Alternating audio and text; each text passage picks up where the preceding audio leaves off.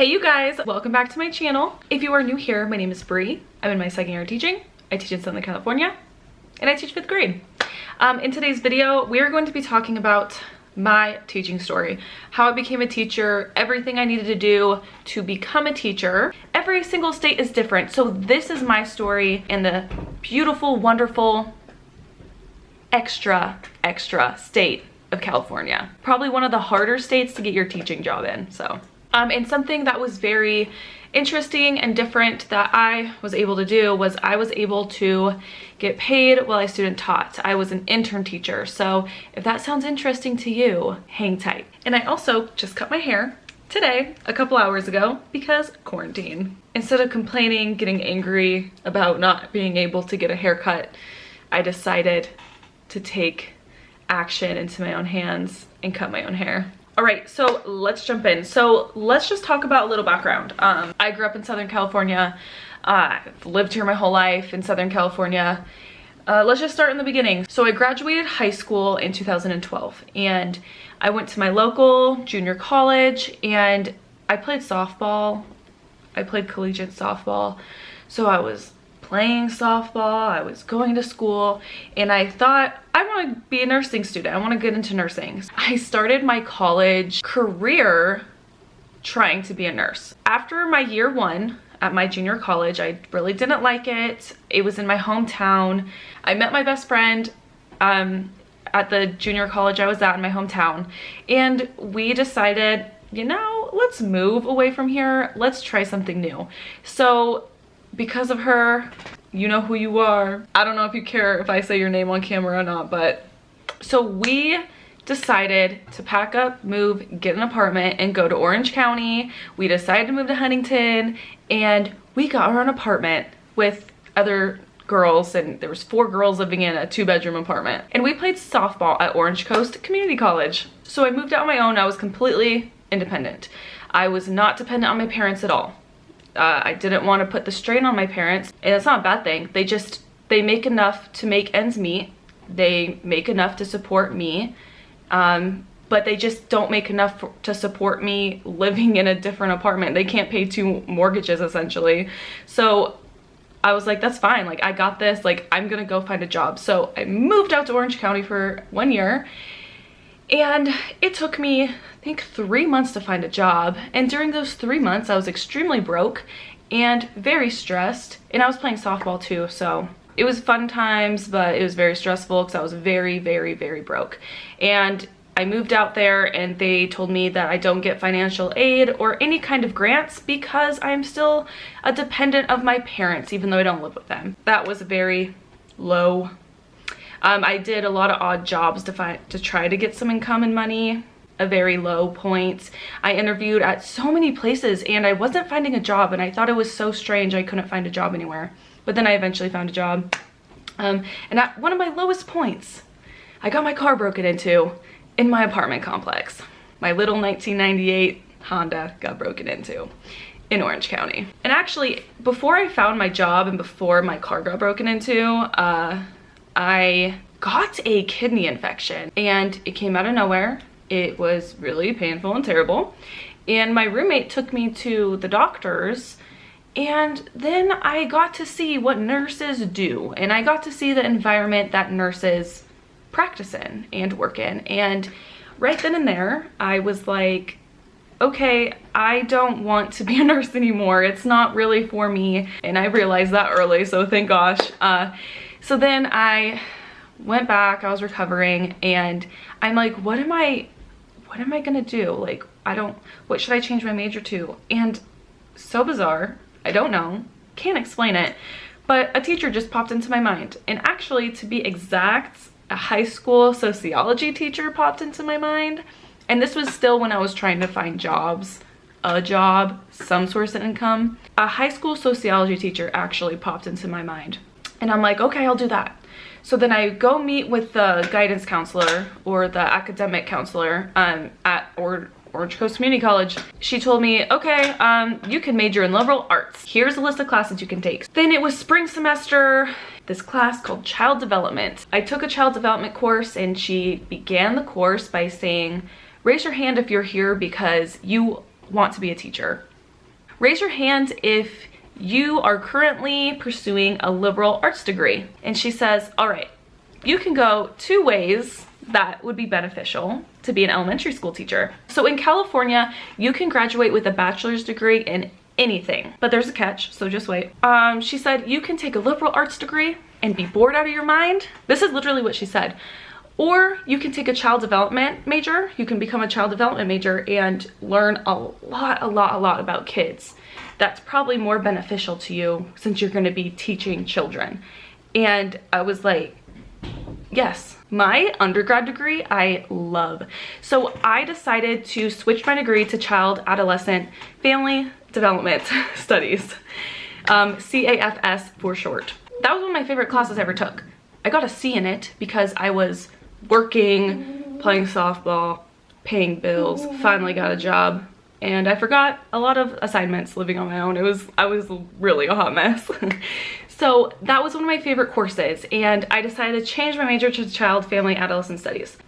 Then I lived a year in Orange Coast, I lived a year in Huntington, and I kind of hated it. It really wasn't for me. A lot of people that I met with in my school just were not my vibe. I didn't like it, and I was very broke still, and I was stressed every single day about money. I remember driving to school and just looking at my gas tank thinking, how am I gonna, like, I didn't even want to go anywhere because I would just constantly look at my gas tank and be stressed about how much gas I have to put in my car. Like, that's how stressed out I was.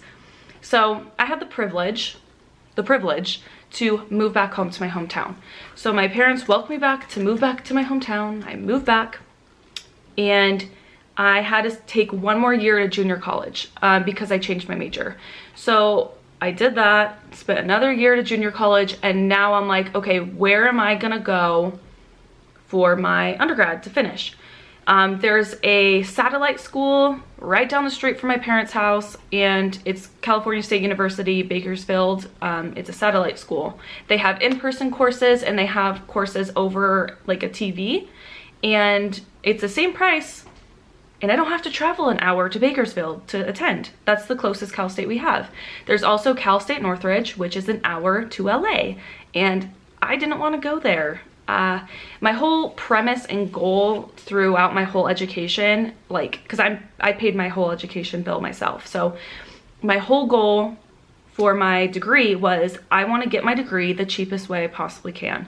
So I moved back home. I took these satellite courses. It's the same exact thing. It's through Cal State University, Bakersfield. And I met some really awesome people. And we were just a cohort in this Child, Adolescent, Family Studies. So we went through the whole program, and then I graduated. I graduated in 2017, and I don't know if all Cal States are like this, but I had to declare a minor, and my minor was in sociology, and I really loved it. And now this was in 2017. I became a substitute early because in my area, they need subs desperately. I became a sub early, and to become a sub, you have to pay $100 and take a test called the CBEST. I had to take it twice, and it's supposed to be easy. Now I have my bachelor's degree. So I meet with an advisor, and they're like, yeah, you basically need to apply to graduate school and get your credential. Okay, I didn't know that. So if you're in Southern California and you have your undergrad, they're coming out with new methods of, you know, like kind of a fast track, but I do want to tell you the options that there are. So you can do what I did, earn your bachelor's degree in any subject, and then apply for a credentialing school in single or multiple subject. That's what I did. Now the benefit of me doing that is to get more pay towards your teacher salary, you want to take units post undergrad. That's what I did. I didn't do it on purpose. It just happened. So right off the bat, I earned $3,000 more a year than someone who took the alternate route. So this alternate route is newer, and I know plenty of people who are doing it now, and it's not wrong. It's really whatever your goal is. For the alternate route is, I think it's called the iBest program. It's called something, someone let me know. But basically you combine, like you take these classes in liberal arts. It can only be a liberal arts major. You take all these classes in liberal arts and you get to bypass the CBEST or the CSETs. And I think you have to take the prereqs for the credentialing program with your undergrad. If you do that, you kind of miss out on the pay raise. it's totally up to you. I hope I explained that well enough. So I went this way. I didn't know it was like a smarter choice per se for me. So I earned 3,000 more because I had to take prereqs. Now, if you're getting into a Cal State, you have to pass 2 out of your 3 CSETs. So what I did is for a multiple subject teaching credential, you need to take 3 different CSETs. You have CSET 1, which is history and ELA. I'll talk about that. I studied for that for a month. Oh, this is such a terrible story.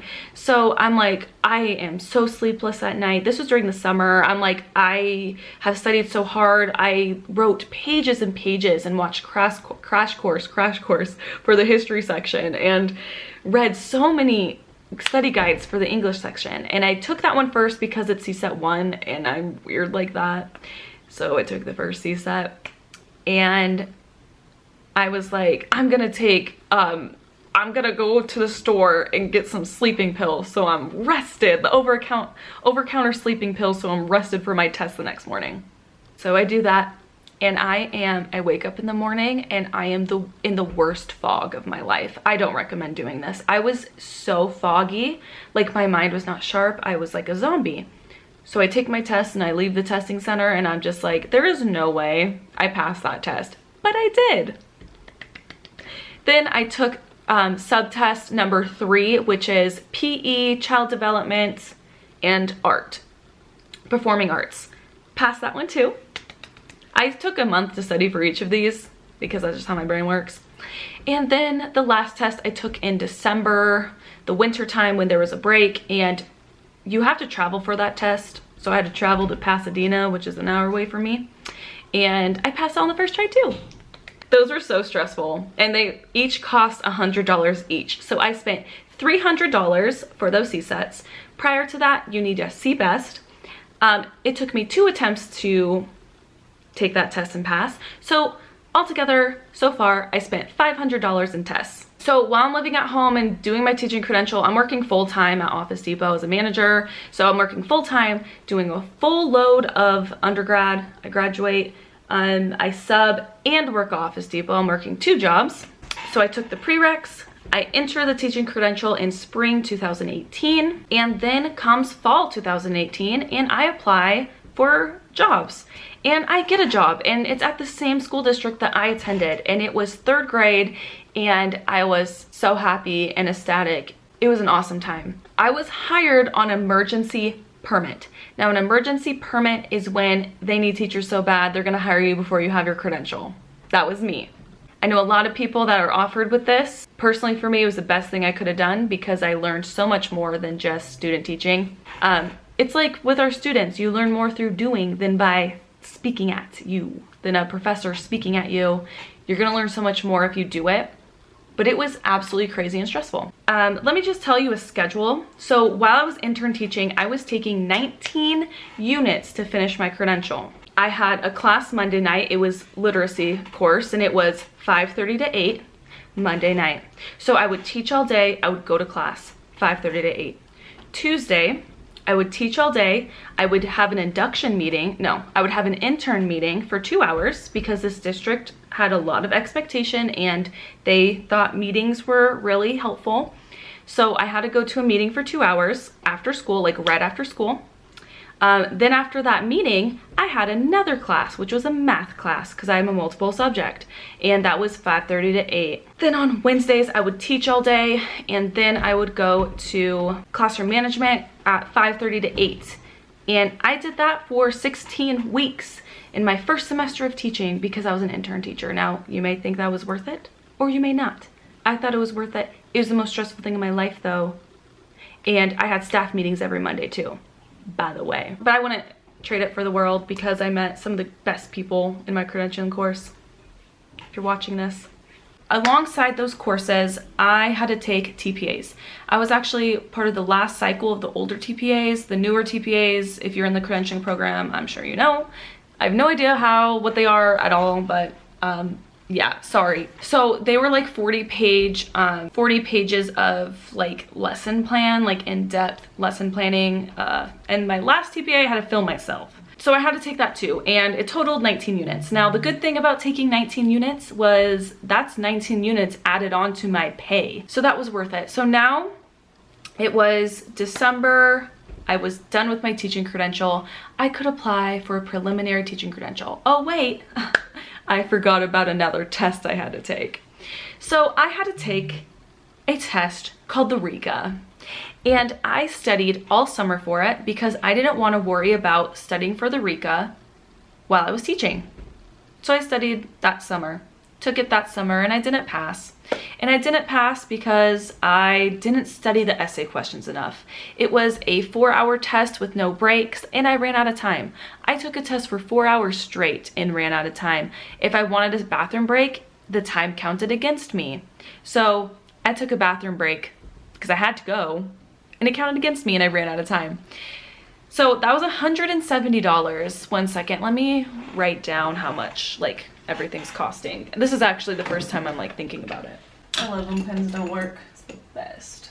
As I'm an intern teacher, I have to study again and take the RECA again because I didn't pass, and it was $170. I think I missed it by 4 points. But then again, I know people who missed it by 1 point and had to retake it. So I missed it by 4 or 6 points. And that was before I even took the RECA test in my credentialing program. So that was the summer before. I had to take it in October because there was a certain cutoff that I had to meet for me to register for my preliminary credential. So I retook the RECA in October. I had to take a a personal necessity day to take this test because it's only one time a day in the morning, and I couldn't take a half day because it merged into it, whatever. And again, it was a 4-hour test. I spent 4 whole hours. I don't remember if I took a bathroom break this time, but it took me 4 whole hours, and I ran out of time again. And I passed this time.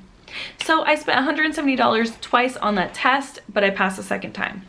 Please, if you need any advice into passing any of those exams, drop me a question in the comment section. So far I have spent $840 on tests. You know, because classes couldn't suffice, right? Classes don't suffice for knowledge, just a test that I have to pay for. Now I registered for my preliminary, and then I am like, I'm gonna get my master's. I'm just gonna get my master's. So I applied to get my master's. I literally, thank you, C-Sub. I have a whole video on my master's degree experience. I will link it down below if you are interested. So I got my master's degree. It only took me 6 months to get, and it was only, I don't know how many classes it was. And it was, I'll just link it down below. I'm not quite sure, even though it happened a year ago. I got my master's in education with a focus on curriculum and instruction. And I got a huge pay raise. In March, I was notified that I would no longer be needed, and I was pink slipped. I was pink slipped out of my first year of teaching, and I just wasn't a good fit for their district. And that's okay, because I knew I wasn't a good fit for the district because I wasn't happy. Deep down, I felt like I couldn't be myself. And I think that's a big lesson to learn. You go to a district and you realize, I don't feel like I'm home here. I don't feel like I can be myself. And I try to remember that in my own classroom. Like, I want my students to feel like they can be themselves without judgment and like nitpicking and everything, you know? So that was a good experience for me. I applied for a neighboring district in my hometown, and I got the job on the spot. Yeah, I was pink slipped. They didn't find me a good fit. My evaluations weren't good. I had 4 observations. They weren't that good. They were like mediocre. And then I went to this new district, and my interviewer person literally said, wow, you are great. You are great. I can tell you are great. And that was really nice, because at this point in my career, my confidence was like down here. It literally got ripped to shreds. I'm on top of the moon. I feel so good. And yeah, so I leave 3rd grade, I go to this new district, and then I get a 5th grade position. I am currently there now, and I will say I love 5th grade. I love older grades. I think the youngest I would go is 4th grade. And now I'm entering my 3rd year of being a teacher, and I'm working in induction. If you don't know what induction is, it's like BITSA. It's not that bad, but it really just depends on where you're at in your district. My old district put a lot of work on the induction candidates. My current district is like a gift because it's like, thank you for making this so less stressful. So you have to do induction for 2 years to clear credential. My intern year did not count because it was at a different district. And there's like so many rules around that. It really just depends where you live. I have a video all about intern teaching. I will link that down below too. So in turn of intern teaching, I got a year of experience that I could add on to the pay scale, and I got paid basically to student teach, but I just didn't have a mentor teacher. Yeah, so now I'm entering my 3rd year, and it's kind of looking like we're gonna enter the school year remotely. So yeah, so with my master's, with my years of teaching, I was actually 1 unit short of maxing out of the pay scale. So what you can do if you are in induction, you can purchase the units. You can purchase units to add on to the pay scale. So that's what I did. I'm waiting back to hear back. It shouldn't be a problem. I paid $200 for 4 units, and I'm gonna add that onto the pay scale and max out. I'm gonna be maxed out of the pay scale in my 3rd year of teaching. So honestly, if you guys have like a choice of getting your master's or not, a teacher told me one day when I was working at Office Depot, they were like, get your master's, just get your master's, because it's a huge pay bump. So right now I live in my hometown. I'm getting married next year. I was supposed to get married in a month, but you know, pandemic happens, and now we moved it to May of 2021. My future plans are I'm going to be receiving my clear credential this time next year, and my soon-to-be husband and I are gonna move, and we're gonna move farther south in Southern California. And I'm kind of thinking right now, I may be probably going to get a single subject in 2 different aspects, in 2 different subjects. So I'm thinking about getting my English language arts. It's probably gonna cost like $1,000. I don't even know how much it's gonna cost me, but I'm thinking about it because I don't know if I want to stay in elementary my whole career. I kind of want to try out a single subject and have prep time and really focus and dive deep into one subject instead of trying to plan for 5 a day. It's a lot of planning for elementary school teachers. And a social science single subject to teach, psychology, sociology. My heart's in writing, my heart's in history. History's just, the testing for history is pretty intense. A huge passion I have is psychology. I love psychology. I love sociology and I love psychology. So I'm just gonna dive into those options and see where it leads me. I'm moving, so I'll be searching for a new district in a year. And I just want to have as many possibilities for a job as possible. I'm that person that's always like, and it's hard because teaching is only like, you only kind of have one shot to apply and get a job.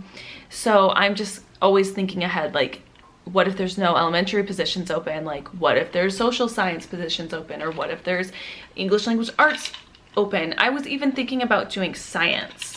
It would be really intense. I would have to really study for that. Now, you know what's pretty bad about all of this? Even though I spent $840 on all this testing, I will have to spend so much more to get a single subject, which is kind of the only reason why I'm hesitant.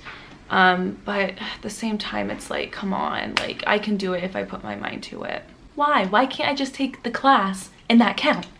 Why do I have to take 3 tests for the English language arts section of the subsets or the C-sets, whatever they're called? It's 4 of them, and each cost $100, $102 to be exact. I'm just like, sorry, there is a little bit of a rant there. I mean, I think this is really inspirational too. So those of you in high school going into college, let me just tell you how much or anyone else who cares, let me tell you how much I spent on my education. I got my education. I am paying for my own education. My parents did not help me money-wise with my education. They did help me living rent-free while I go to junior college and do the satellite school and all that. Thank you, Mom and Dad. So just because like your parents can't provide money for your education doesn't mean they can't support you. Like, education is something that I take so much pride in, and the fact that I am paying for it on my own and I worked full-time jobs while achieving all my degrees is something that I am very proud of, and no one can take that away from me. So I have a bachelor's degree in child, adolescent, family studies and development. It took me 5 years to get my bachelor's degree. I then took a year and a half for my teaching credential. So I have a preliminary teaching credential in multiple subjects, and I'm working on getting that cleared. And finally, I have a master's degree in education with an emphasis in instruction and curriculum, and that took me about 6 months to complete. So everything all together, it cost me, are you ready? Now this hopefully is like a good thing for you. So it cost me I'm just gonna round up. It cost me $35,000 for my whole degree, undergrad, credential, and master's degree. So it cost me $35,000, and I'm just now working on paying that off. Like again, it's like I would rather spend $35,000 on my education than a new car. So that's what I did, and I worked full-time through it all and saved up money, and I'm in a good spot now because I didn't take the traditional school route. I think I just took the more cheaper route and living at home and not being away on campus and paying for an apartment. So that's just, I had the privilege of doing it, so I took advantage of it. So I am now $35,000 in debt, but I might get my single subject, so I don't know how much that's gonna add on, but I might have to pay that out of pocket. I don't really know. I'm trying to explore options. So thank you guys so much for watching this video. If you liked it, please give me a thumbs up. If you have any questions, leave them in the comment section below. I know I have a lot of followers and subscribers that are joining the teaching profession, and again, this is for California. California is a massive state with massive loads of testing. Check out my other videos that I mentioned in this video in the description. Follow me on Instagram, connect with me on there, and I will catch you guys in my next video.